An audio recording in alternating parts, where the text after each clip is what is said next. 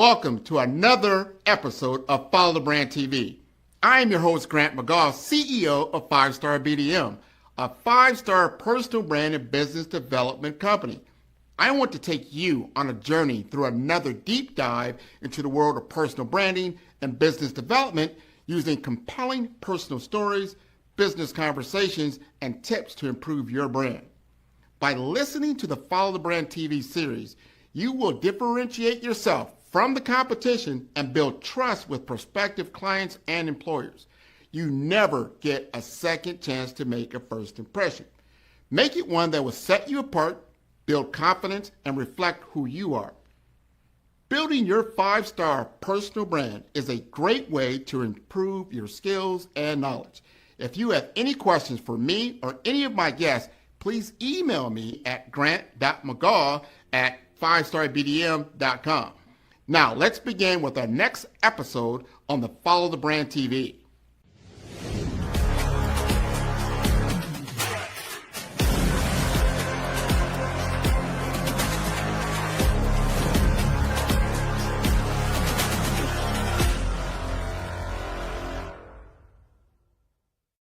Five-Star BDM, Brand Development Masters, is a professional consulting and advisory group keenly focused on business development services for the small to mid-sized business and entrepreneurs.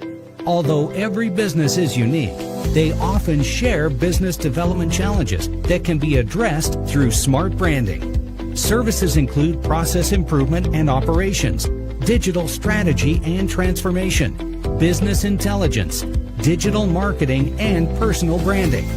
Our business and personal branding company has helped a number of professionals and organizations to optimize and grow. This results in more business, more opportunities, better reach, positive outcomes. Visit www.5starbdm.com today to learn more. Imagine waking up one morning to discover your business has been sold, and just like that, $2 million are gone. That's the reality Doug Brown faced, a loss that would make most people walk away. But what if that mistake could teach you the lesson of a lifetime? Research from top business schools reveals a shocking truth. 97% of companies selling don't even know who their ideal buyer is. Doug learned this the hard way.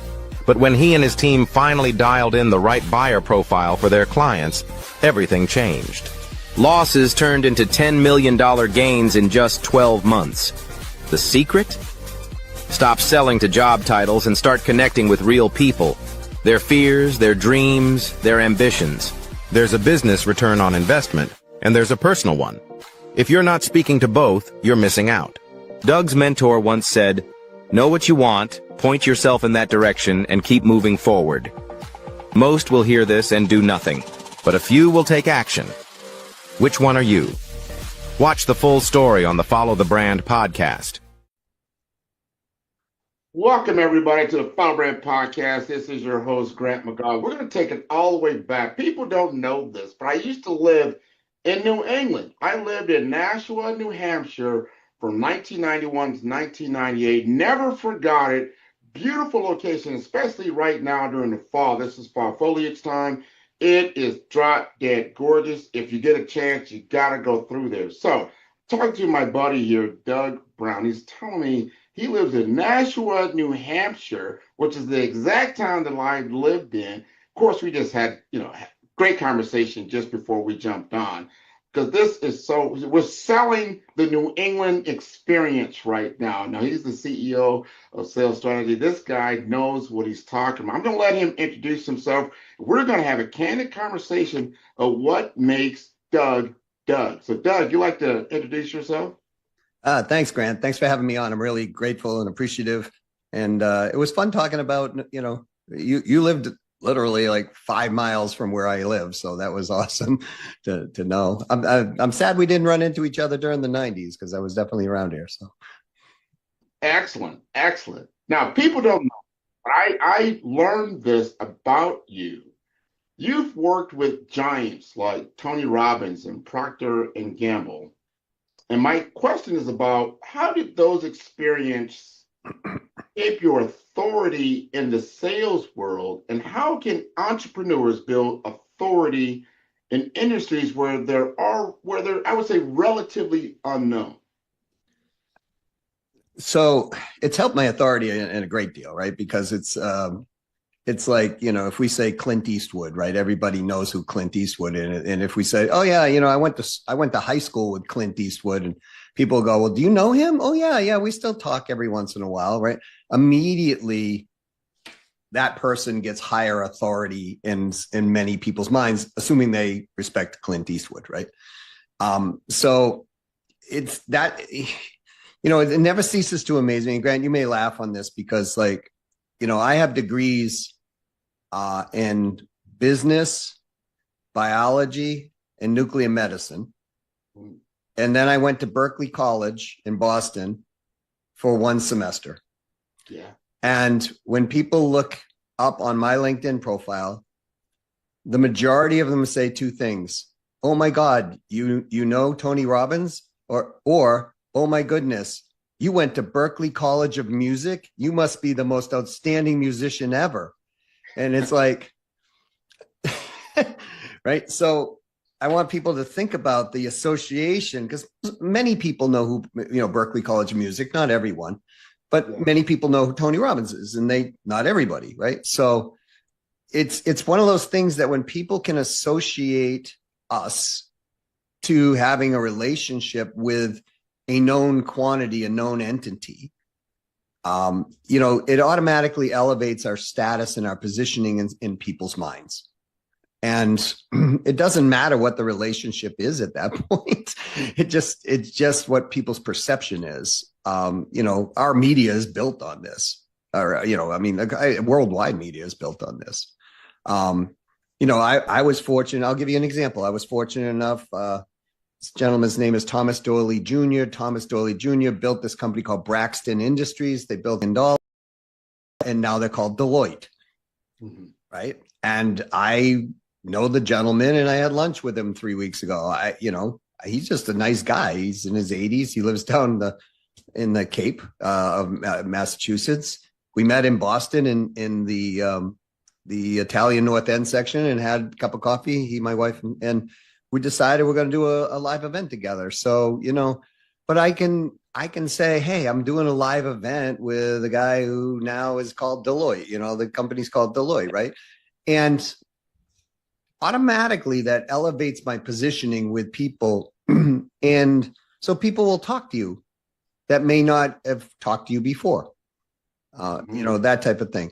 And so, I mean, it doesn't have to be on like the high names. It helps. But I mean, just the fact that you lived in Nashua and I lived in Nashua, right? It elevates your status in my mind because I know we have familiarity. Right. And that's what authority does. It gives people familiarity and creates a perception of this is probably safe, and I can move forward. So that's what I know it's done for me. And you know, I know it does for other people. This is where you can command higher fees because people do pay for celebrity, and it is kind of a celebrity thing. It would be like if I said, I don't know. Well, I mean, I'll give you an example. Thomas Doyley Jr. said, you know, I'll probably be able to get Mr. Schultz, you know, one of the I don't know if he was a co-founder, but he was the CEO of Google. Yes. Right. And he said, I think I can get him to come speak. And I'm like, that guy? And he's like, yeah, he's a good friend of mine. I think he'll come and do it, you know. And I said, okay, like now we can say we have the, you know, Google CEO, right? I mean, who in business wouldn't want to listen to him about a technology, you know, conversation, right? So that's what it does. That's what celebrity does. And how do you get it? You get out into the public square, you know, and you start wherever you can and you go wherever you can. And you say yes to things that aren't against your, you know, your standing in life. And you just get out there. You'd be surprised if you have something to say. A lot of people will give you a stage if you just ask. I believe that. You got to have beliefs in who you are. Yes. What you also said is that bridge, especially when you're talking to someone that you haven't spoke to before.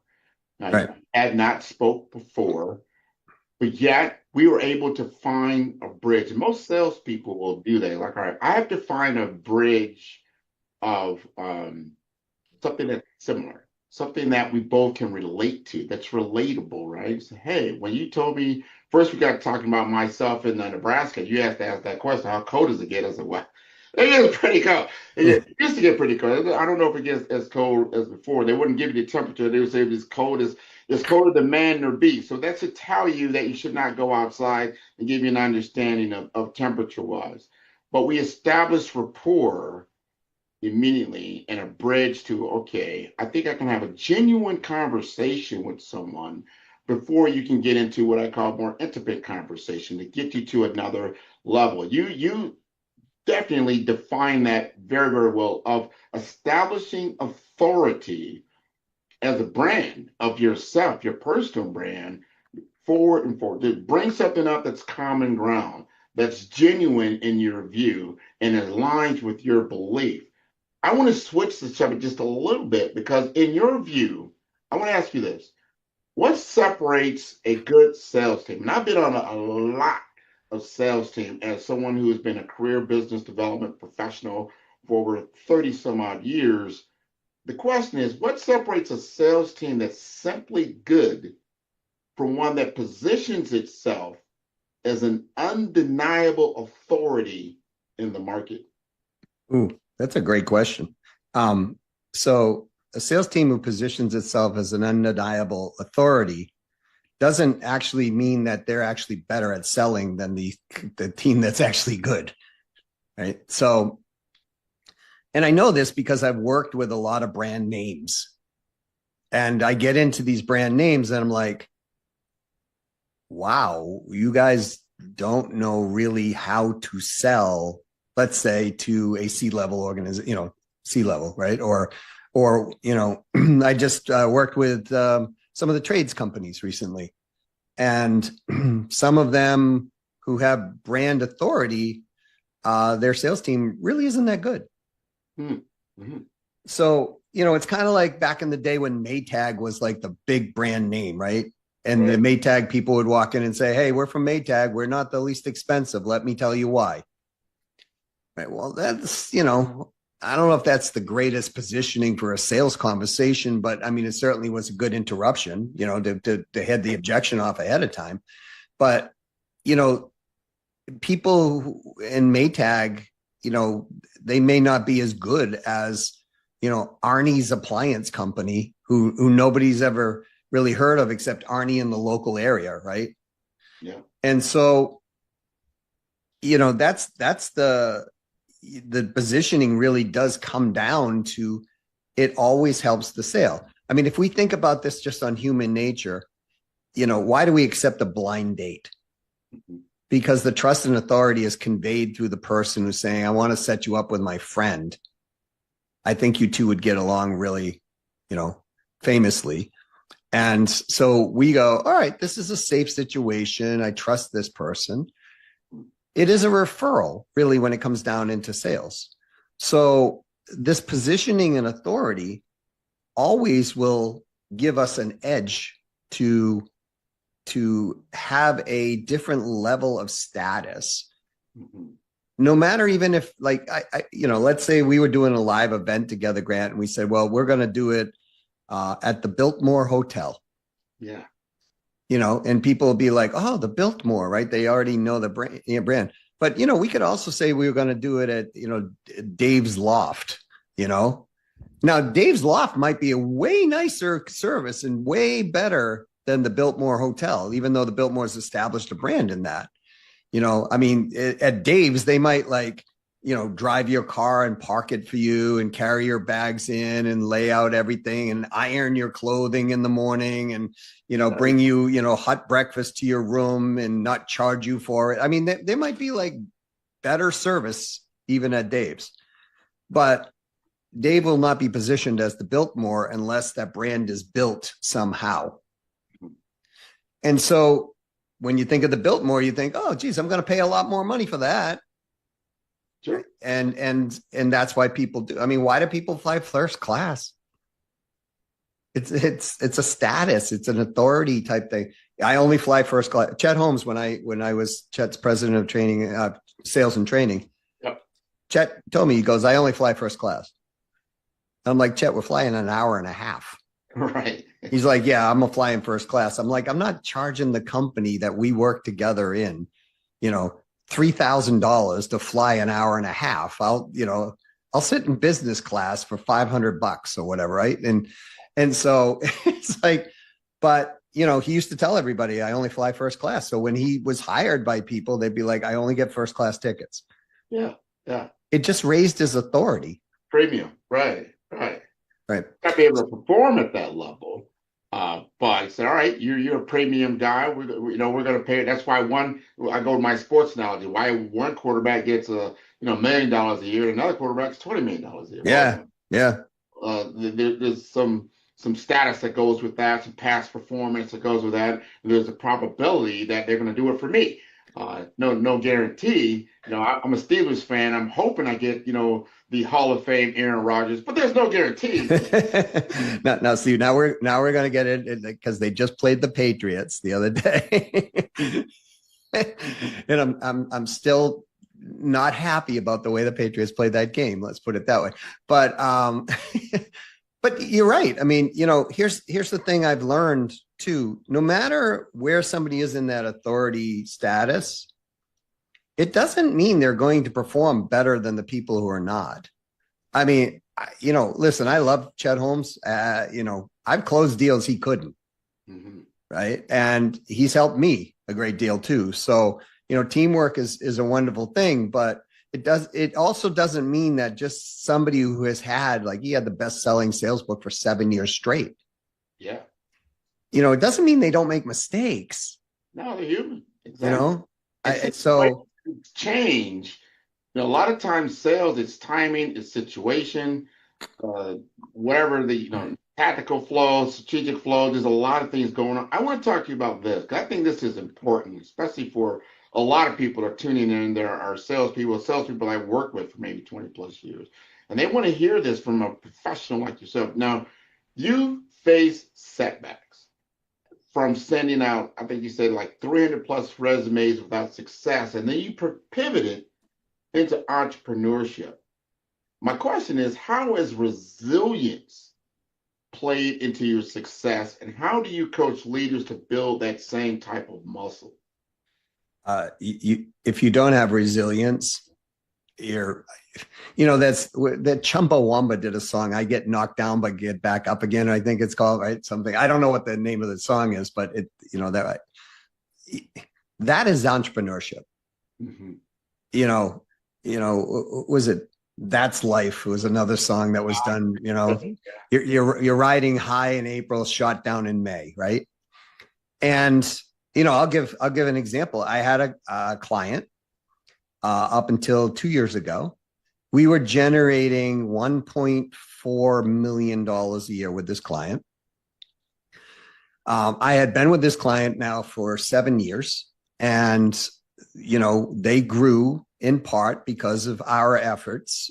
I built a commission sales team for these people and managed it. Nice. And, our commissions overall were like 1.4 million. Nice. Right. And so that tells you what we sold a lot.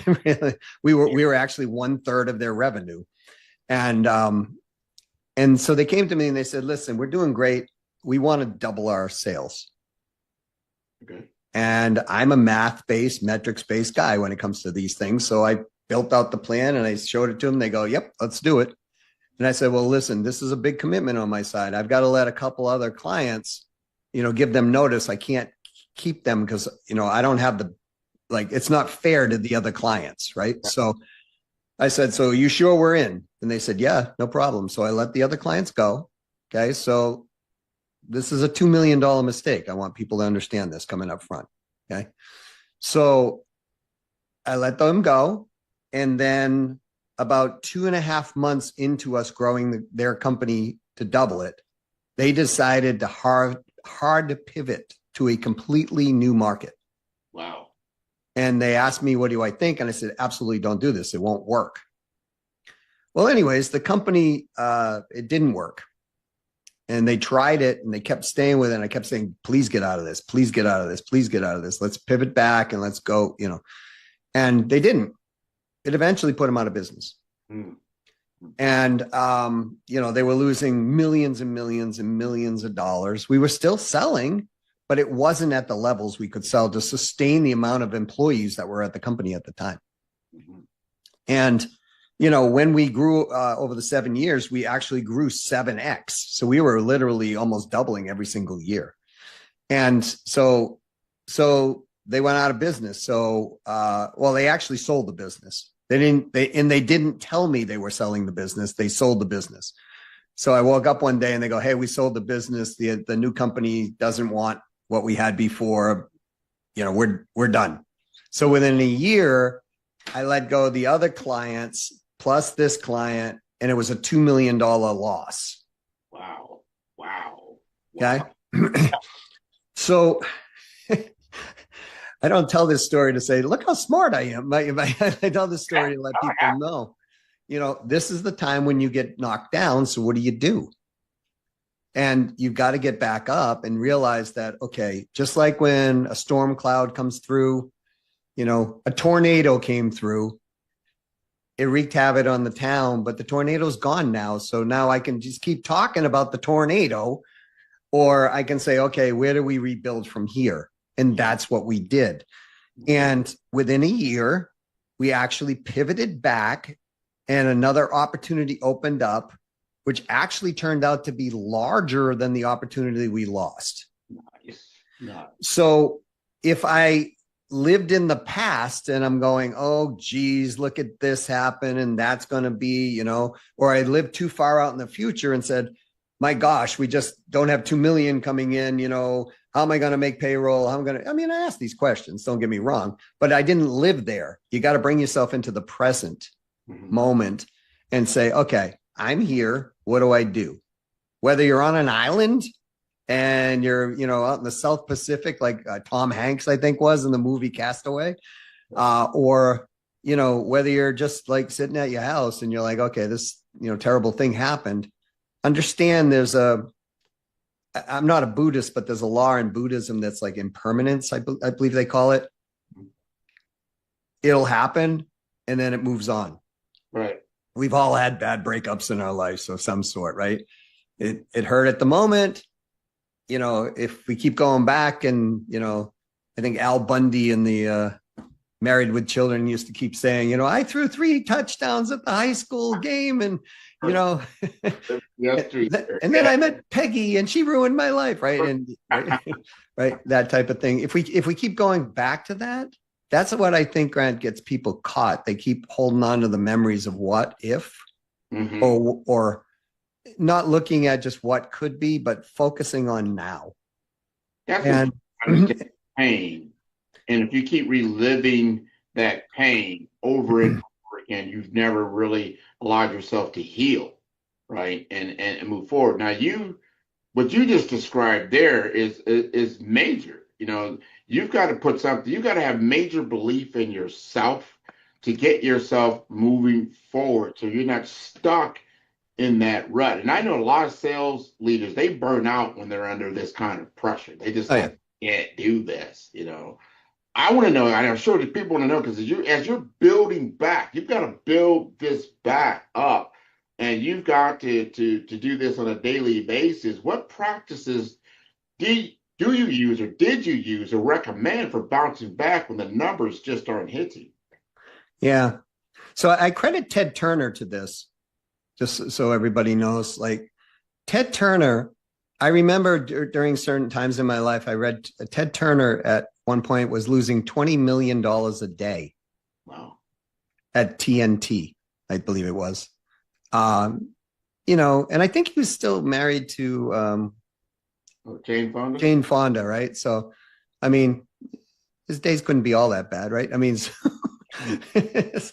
right? So, I think it's you know, I just saw Jane Fonda. She's like 86 in a movie, and I mean, she looks amazing. Like it's good for you, Jane. And the movie was wonderful. And I think it was called Move, if I remember correctly. Here's the thing. No matter how bad we have it, someone's always got it worst. Mm-hmm. You know, and so the first thing I look at is I try not to get into that little pity party of myself, because we all can do it. Right. So, you know, there are times I literally have closed the door, walked into a closet, closed the door, and just screamed and got it out, and then just opened the door and said, okay, back to work. Okay. And Ted Turner, like, he didn't seem rocked that he was losing $20 million a day. Where most of us, if we were losing $20 million a day, I mean, it'd be like, life is complete, you know, like I can't go on, right? Right. But I've known a lot of successful people, and I didn't know Ted Turner. I would love to meet him. But I know that they went through ups and downs and ups and downs, you know. I mean, I remember seeing Tony Robbins extremely upset one day in Las Vegas. And I went, wow, Tony Robbins actually has emotions beyond what he, you know. Yeah. He's a normal, regular guy, right? And you know, and I respect him a great deal.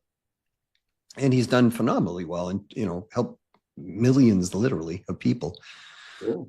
You know, I've seen Chet Holmes come and say, listen, you know what, you can't, you know, we're $20,000 over on this invoice that we were supposed to be for tech support. In a time where we had committed $100,000 a month to spend out on radio ads, which was our $20,000 more, right? So we all get ourselves in places. The one thing I can tell people that absolutely works is you focus not on the problem, but on the solution. Mm-hmm. Now, what's the solution? The solution is removing the cause to the problem. And this, Grant, is where I think people get in trouble all the time, because they're trying to solve the symptom of the problem versus at what is the cause of the problem. And when you remove the cause of a problem, you no longer have the problem. It's true. Yeah.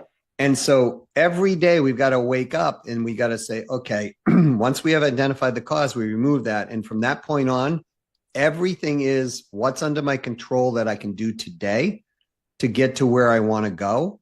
And we just put our nose in that direction and we take one step forward each and every day. I learned this from a man named Richard Minervino. Can I tell the story? Because it was funny. Yeah, go ahead. Okay. So I'm in my 30s, I believe. I'm having challenges in business with employees, with government stuff, everything going on. And I'm sitting in his office. Now, this is a man who was worth, at the time, $350 million. And whatever, for whatever reason, he just mentored me. I never asked him why, but I think I reminded him a young him. He was like 30 something years older than I was. And we would just go down and talk. And one day I'm like, you know, Dick, you know, this is going on in my business and this is going on in my business. As I was telling him this was going on, he was laughing. And, you know, and I'm like, at first it was just a chuckle. It was like, ha, ha, ha, ha. Yeah, right. Yeah. And then as I'm going on there, and I'm like, no, you know, I had employees, they have 1099 contracts, independent agreements, and they went out and they claimed unemployment benefits. And now the states are after me. And he's like, he's laughing and he's getting louder and louder. And I got a little frustrated at one point. And I said, Dick, I don't think you're hearing me. I got all these problems. I mean, you got 315 employees out on the field, out on that, you know, right on that floor out there. And you've got all this, you got a 1,500 square foot office or 1,800 square foot office. And I said, I have all these problems. Are you hearing me? Do you ever go through this? And he stopped laughing, Grant, like, whoop, like just quickly stopped laughing. His eyes narrowed, kind of like Clint Eastwood in the movies. Yeah. And he looked at me and he goes, son, every effing day of my life. And it like snapped me back. So like, I was like, what? Like, you're a, you know, $350 million guy. Yeah. He's like, son, this is what you signed up for. This is entrepreneurship. Yeah. He's like, you're going to have ups and down days. And then I asked him this question: why do people not get what they want then? Mm-hmm. And he said these words to me. He said, son, all you can do is know what you want and then point your nose in that direction. And you keep your nose pointed in that direction and you keep taking a step every day. And I promise you, you're still going to go through the things you're going through right now. You're going to get beat up, knocked down. People are not going to believe in you. Some people will. You just keep walking. He said, I promise you two things. And then, well, actually three things. I promise you it's going to take you 2 to 3 times longer than you figure it's going to happen. Yeah. It will cost you 2 to 3 times more than you thought it was going to cost you. Yeah. And if you keep walking, eventually you will get there. Man, golden wisdom right there when it comes to resilience, but understanding what it is that you truly want. In my world, I call it the North Star. If you truly want to reach that North Star, you truly want to get there, you're going to have to go through a lot more than you probably realize that you're going to do. But is it worth the stretch, right? Is it worth all the pain and anguish you're going to go through to get there? Is the payoff going to be what you expected, to be? This is very, very important to understand this. Now, you've created and worked with a lot of important projects, important in people, and I want to talk about your vision, because right there that you got to have a very powerful vision, and you got to make that vision come to life authentically, right? Yeah. So what's your long-term vision for reshaping how companies like today? I think maybe we're losing some of that human to human connection because of AI. I think people don't realize how important that is. But how do you see this approach to sales in the enterprise space changing, or maybe unchanging? Well, I always tell people, they go, what do you think of AI? And I go, AI can't produce babies, right?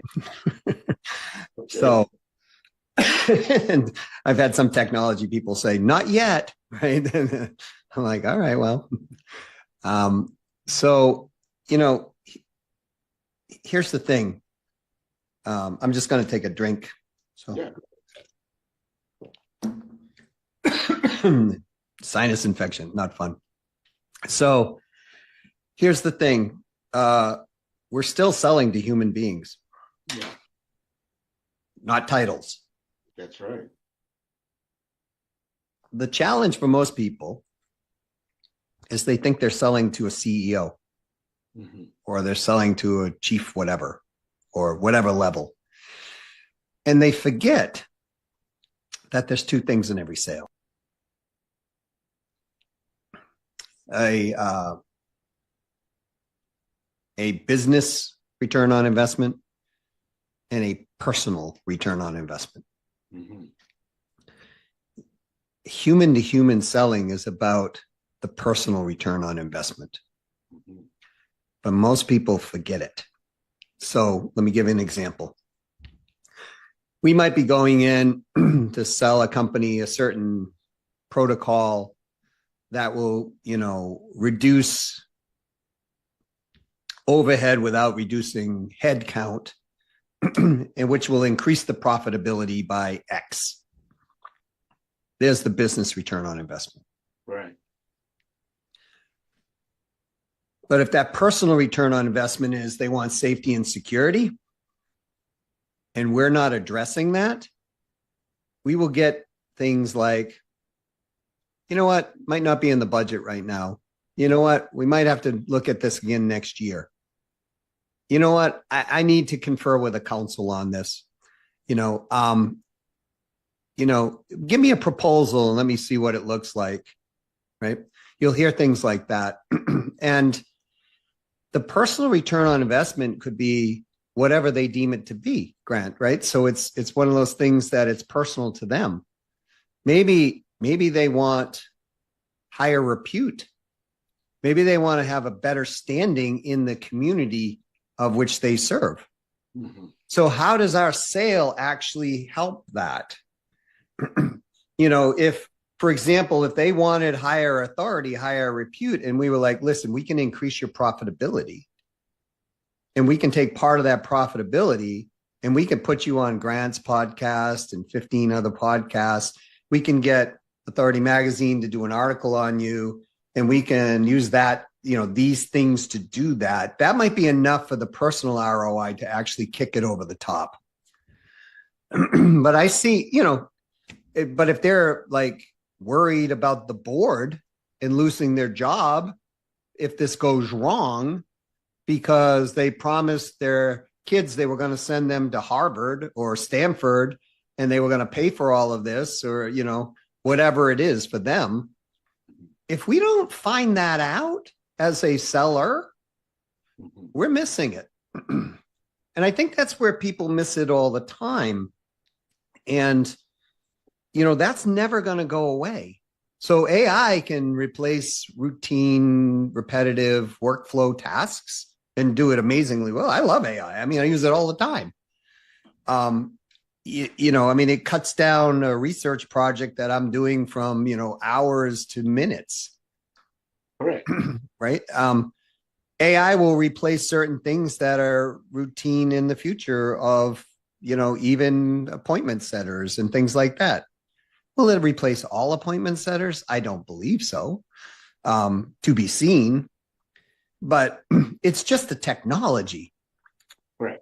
And we've had technology all the time that has been rapidly changing the landscape. Moving pictures changed vaudeville, right? The television replaced a big part of radio. Right? Now streaming is replacing what we knew as traditional television. You can just go up on an app, right? So it's not something to fear. And the vision around that is not something to fear, but the vision of communicating with human beings forever and ever and ever, it will not go away. Like, again, AI can't make babies, right? I mean, human emotion is what creates babies. And that's never, ever going to, I don't believe, ever change. I think, we're going to remove, humans from human beings. I just don't see that working out. And so when it's a complex conversation or an involved conversation, if the pandemic taught me anything, yes, it's people want to get back together. True. Right. What you're saying is, and because I've been in technology for 25, 30 years, I understand exactly what you're saying. Technology changes certain things. It'll change the landscape, but it's changing the human story. The human story still continues. AI is very good for me. It's about amplification and refinement. It can do very, very good in those areas, but for what purpose? And that is to enhance the human-to-human interaction, to get human beings to be more critical thinkers, to dig deep into their humanity and bring things out that weren't always so obvious. I think that's so important and to understand. Now, here's my last question for you, because this is very important. And I want my audience to truly understand this. You have built over 36 companies and helped generate more than $1 billion in sales. This is the Doug Brown story, right? And for leaders listening right now who want to grow revenue in the next 90 days, what's the most actionable step that they can execute immediately without overcomplicating the process? Okay. That's a big question. So I'm going to answer it to what I know of it in the context of what we're talking about. So the first thing is, let's get a truthful goal. What is the actual thing we want to grow by? I see so many people hyperinflate the actual truthful goal that they never get it off the ground enough to get to that particular goal, right? So we're talking 90 days. Like I had a gentleman come, he was talking to me the other day, actually 3 weeks ago now. And he's like $7 million. And I said, well, where do you want to be by the end of the year? And he goes, I want to be at 12. And I'm like, we're in August. So that's August to September, September to October, November, December to January. We're talking 4.5, 5 months. You want to go from 7 to 12 million. And he said, yes. And I said, well, what happens if you don't hit 12? What number would you be happy with? Mhm. He goes, 8.5. Okay. I'm like, hello, right? Like, it's like, and then he goes, well, I'd really like 9. And I'm like, okay, so we really don't know the number yet, right? Yeah. So I know this sounds like basic but it's one of those things, Grant, that just people don't do it. They're like, yo, I want to date a Dallas Cowboys cheerleader. It's like, do you really? I mean, you don't know anything about the Dallas Cowboys. I'm sure they're nice ladies, Yeah. So, in the reality is what they're looking for is a close connected relationship with another human being. Right. And so I think it's one of those things that if we don't define that, then how do we build a plan off of something that's fictitious? We do, like my $2 million faux pas, right? And I'm not saying this because I have made the mistake, don't make the mistake. I'm saying because I've worked with so many companies and all of our own businesses, this is the first place to start. Okay. Once you get there, it's like, okay, so how do we get there? It's easy. Math, right? We want to go from here to here. What are the KPIs or the metrics we want to hit? And then what is the math that needs to go behind that? How many, is our sales team, for example, if we had a sales team, and they're outreaching today, 20 people a day. I'm just making up the number. Is it possible to get them to reach out to 26 a day? Mhm. Yes, it is. Aha. All right, great. So if we can get them to go out 26 a day, how many people can they connect with? How many people can they get positive responses from? How can we increase our appointment ratio at that point? Because if we have a static close rate, let's say it's 1 in 4. We have a static close rate of 1 in 4, but I can now push volume through the front end of that. Mhm. For every 4 people that we have an appointment with, we know we're going to get 1 more sale, right? So it's predictable once we start looking at the metrics. This is super critical.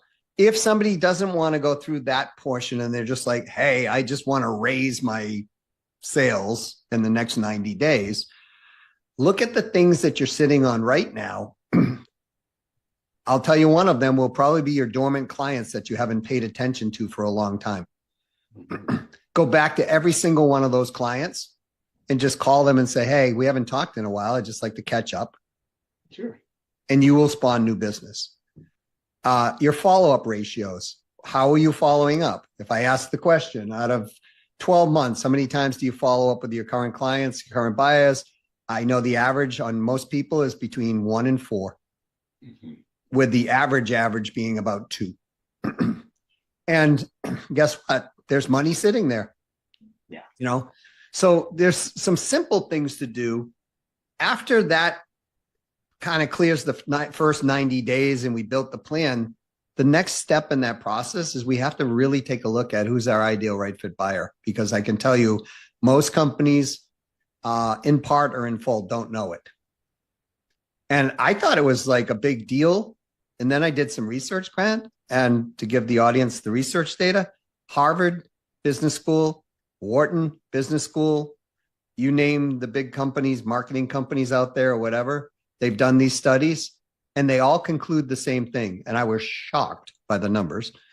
97% of people selling don't know in part or in full their ideal right fit buyer. Wow. That's huge. So if we're talking the wrong message to the wrong buyer or the wrong message to the right buyer, or we're talking to the wrong buyer with the right message, then we're going to be off. Mhm. And so now we're spending a lot more money than we need to and a lot more energy and time. Once we dial that thing in, it's crazy, like crazy good. And I will tell people, I've worked with, solo entrepreneur consultants who have not had this right, and big companies like Intuit didn't have it right. into it. Please don't sue me on that. But, but when we dialed it in, it literally went from a multi-million-dollar loss to a $10 million gain. Right. In 1 year. So it is one of those things that, that's kind of the process in the beginning of getting it going. And then obviously you got to be able to hold accountability to making sure it goes through. That's kind of the short answer, but that was a big question. It's a great answer to a good question that a lot of people have. The metric you just hit, 97% people don't know who they're selling to. And the misalignment of messaging, I see that a lot. I used to fight with my marketing team. In sales, you're like that. You're like, I need something to be able to put in front of a client that's willing to buy our stuff. But your messaging and what you just said right here that's not it. It's just really off. And what you even said earlier about knowing who you're selling to, especially because the C-suite has a whole different sort of circumstances than what you call your suite of SVPs or vice presidents and directors and managers. You have to know your audience in order to position what you're selling, whether it's a product or service, to the right audience. It makes such a big difference. I kind of lied and said that was going to be my last question. I have one more question. I have to ask you this because it's so important to me. You said earlier you've been on 500 different podcasts. You've given all kinds of interviews. This is your first opportunity to be on the Follow Brand podcast. What did you think of this interview? Oh, all right. This is where you slipped me the $100. Here, go ahead. It's in the mail. I've enjoyed this, and I'm being sincere. I've enjoyed this interview immensely, and you've asked really thought-provoking questions that I haven't been asked on many other podcasts, where it's like I really had to oh wow, let me think deeply about this, because this question is going to be not only important for the people listening, that I give what I know to be accurate information, right? But it actually made me really think about, okay, is this accurate information about what I'm supposed to say, right? So I really think a great deal about what our interview has been, and I will continue to think about it after our conversation, because here's the thing: when I do these podcasts, people ask questions, and sometimes I go, where the heck did that answer come from? Like, that was brilliant. Oh, wow. Geez, I didn't know that was there, right? That type of thing. Or sometimes I listen back and I go, that was close, but it really wasn't, there. On our answers here, I keep telling myself this was, spot on, right? So I appreciate not only your style and the ability to ask questions, but just the conversation I think that we're having is so important to anybody, whether they're a salesperson selling, a solo entrepreneur, or running a large corporation. They're all important jobs, and we're all human beings, and everybody has wants, needs, desires, and fears. And, those of you who might be in a sales position and you're thinking your CEO of a company doesn't wake up and go, oh my gosh, or I've got a board meeting today, or I've got to, raise funds on this, and if you're a CEO and you don't realize that your salespeople are waking up every day thinking similar things, like, man, how am I going to hit quota? How am I going to boost past quota? Or how am I going to get this, this bonus structure that you put in? Kindly, thank you. So that I can, send my kid to, Europe or whatever, right? We all have these things.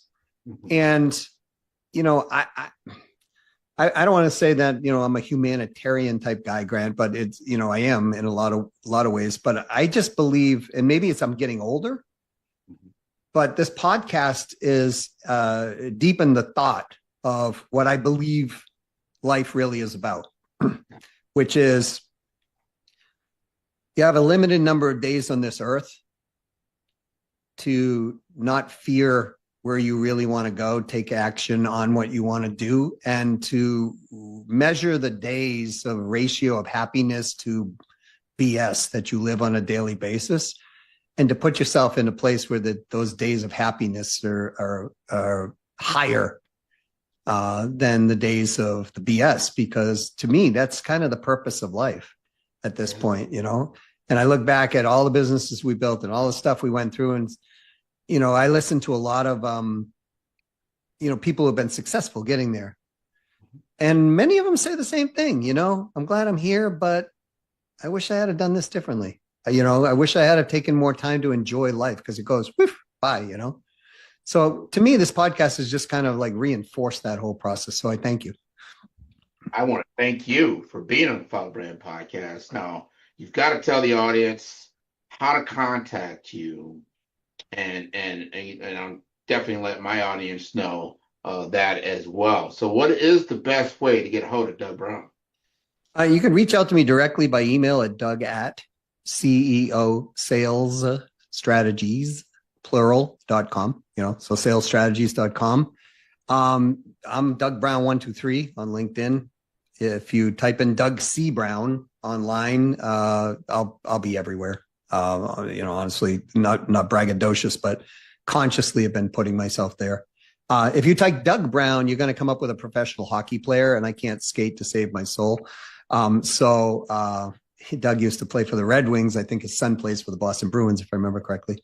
And I've got a book called Win-Win Selling, Unlocking the Power of Profitability by Resolving Objections. I wrote a whole book on philosophy and psychology of objections. That's been very well received. And if you want to join our newsletter, go to ceosalesstrategies.com/newsletter. We put out, you know, really good, thoughtful content on a weekly basis.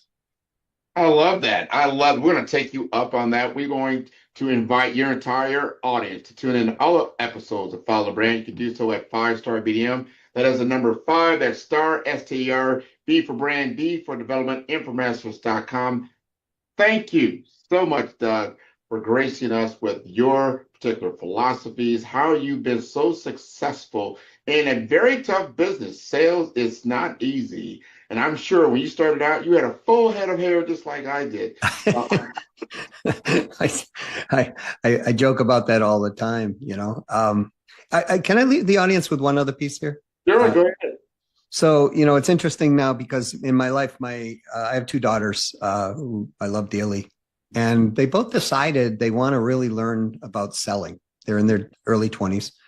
And I've had the pleasure now of starting to train them. You know, and okay, so they, you know, when they were little, I mean, they hung around with, you know, Tony Robbins, and they hung around with people, you know what I mean, like really successful people. So they were putting a ton of pressure on themselves. And I said to them, I said, you've got to make room for mistakes in sales. Mm-hmm. And that's kind of a message I want people to understand. They said, well, what do you mean? I said, you know, I learned this from Russ Whitney, another successful man. Yeah. He said, Doug, there's always a law of averages. You know, you're gonna win some, you're gonna lose some, you're gonna be brilliant on some, you're gonna be kind of on some. You know, you got to just make room for it, and I do that. And so I was teaching them that as we were going through some trainings together, and you know, I want to pass that message along that no matter what happens during the day, you're not going to get it 100%.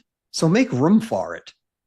And understand, you know, like people used to say this when I was a kid, like Babe Ruth used to strike out more than he hit a home run, right? And I'd be like, who wants to strike out? Let's, you know, but I realize what they were saying now, which is like the strikeouts are part of the actual process of being able to hit the home run. It's not like a direct comparison to strikeouts and, you know, home runs, right? Which is what I used to think. Now what it is you've got to make room for some of the strikeouts, some of the walks, some of the singles, the doubles, the triples, you know, I got hit by a pitch, you know, that type of thing, as well as a few grand slams, right? It's all in the law of the averages. And if you want to improve your law of averages, you get better at your skill, your mindset, and some of the other, you know, some of the things we were talking about today. And your law of averages will actually improve. That's 100% correct. You've got to get the at-bats, right? You got to get the at-bats no matter what happens. As long as you get the at-bat, And sometimes you do hit the ball that you didn't expect and it goes for a grand slam. Like, wow, Yeah. I see that company. But if you don't get up to bat and take that swing, you'll never know. So I want to thank you again for being on the show. You take care of yourself, and I'll see you again, my friend, when I come up there to visit New Hampshire. Oh, I'm bringing you out to lunch, brother. Take care. You too. Man, who's your favorite podcaster? Man, Grant, man. I love Grant's podcast. Well, who's Grant? I'm going to send you the link. I love Grant. I love the interview. I've done a lot of these, and this is a great one. It's always great to talk to people who know what they're doing, and it's clear you're a great host, and you've done this many times before. I feel great that we're having this conversation here. Met a new person in business who I previously didn't know. It was an amazing podcast. Grant is an amazing interviewer. I learned a lot. Really enjoyed this. Great questions, great talk track. Super appreciate you having me on. It's been a very fun episode to talk about a lot of things that I don't always get to dive into. So this has been a fantastic conversation. I wouldn't be where I am here today, of course, not on this stage. However, not in my current business projection and my current business model without working with you.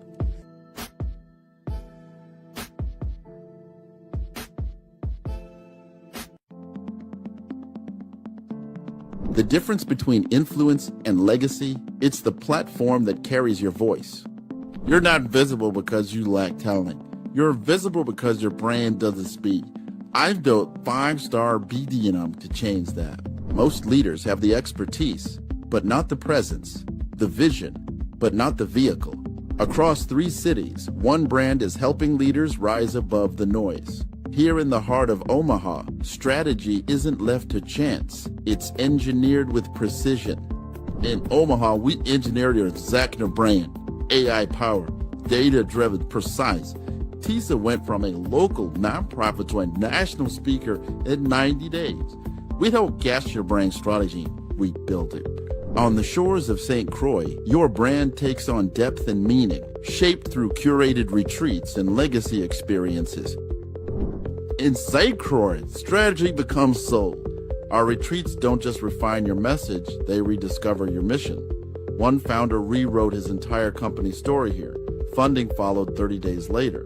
This is where leaders remember who they were meant to be. In Vibrant Miami, momentum meets amplification, transforming your voice into a movement. In Miami, your brand becomes a movement. Business development accelerators, audience building. Joy came with an old website and an outdated company name, but she left with 5,000 followers and a waiting list. This is where you scale with soul. 3 cities, 1 mission.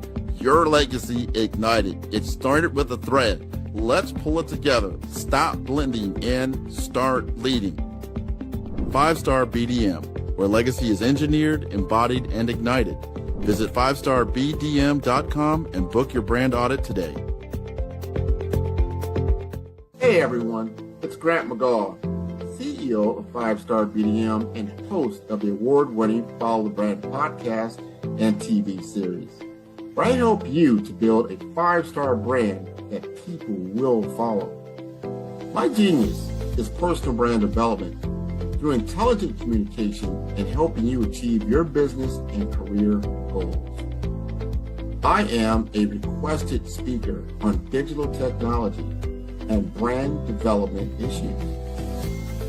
I want to work with you to increase the value of your current opportunities while attracting new ones.